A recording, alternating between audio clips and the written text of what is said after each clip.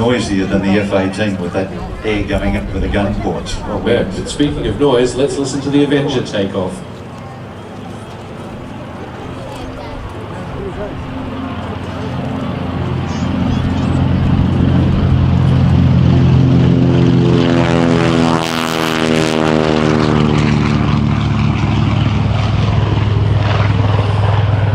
This is the heaviest single-engined aircraft produced during the Second World War.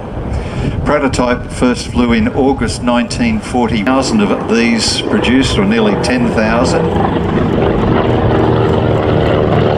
they operated right the way across the Pacific, but also in the Atlantic.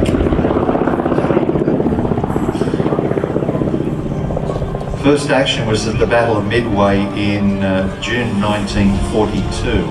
There were only 6 aircraft there at Midway, but they were credited with drawing off the Zeros protecting the carriers, which allowed the American dive bombers to hit the carriers, and that was a massive loss to the Japanese.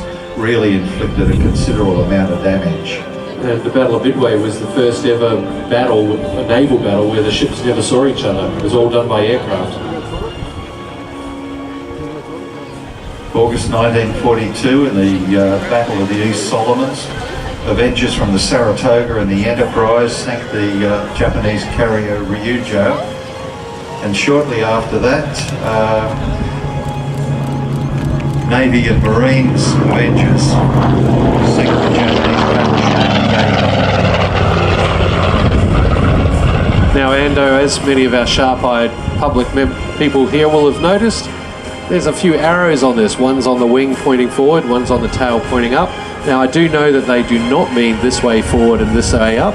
What are they for, mate? No, this is the carrier air group markings that were developed.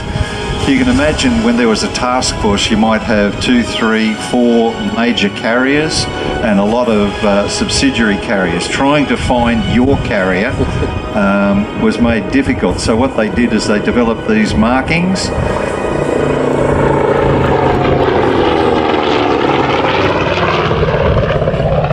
And on the carrier deck, you had a corresponding marking to your aircraft. In this particular case, this is the USS Bunker Hill. Other markings included checkerboards or an all-white tail or broad arrows, bow ties, that sort of thing. But it designated what aircraft carrier you had to land on. Yeah, and very important, because otherwise if you landed on the wrong carrier, boy, did you get in trouble. Oh yeah, they were zapped, and that's a practice that that continued right the way through Korea, and not so much up to this day, but certainly in Korea.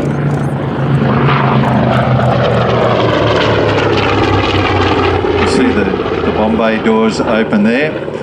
Could carry up to 2,000 pounds of bombs, or a single 2,000 pound Mark 13 torpedo, 2 forward firing 50 caliber machine guns, and a 30 caliber in the turret at the very end of that glass house, and another 30 caliber under the fuselage. You can just see behind the Bombay area. Could also be fitted with air-to-ground rockets.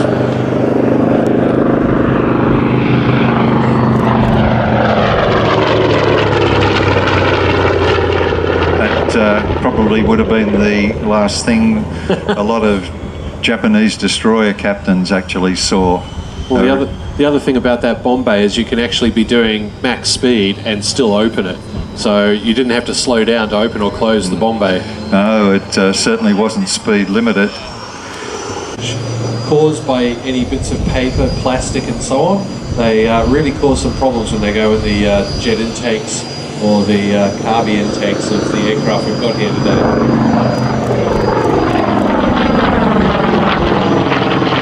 Used by 9 military air arms.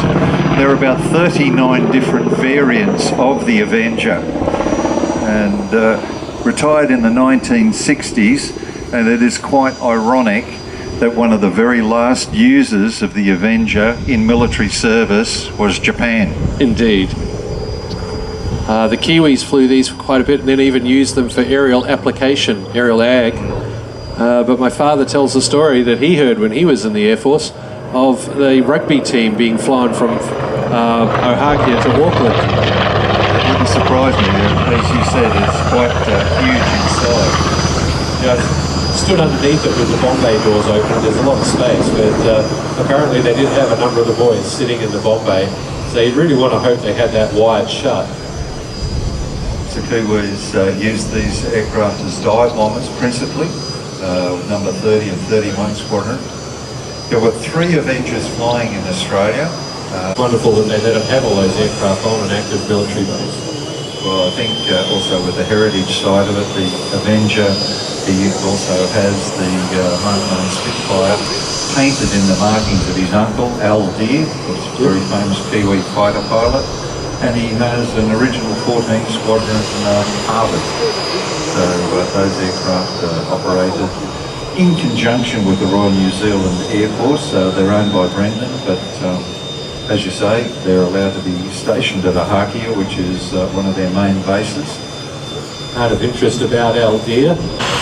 Also very noisy is Trapo in the CA-27 Sabre that's currently winding up on the cross runway where the other aircraft are parked.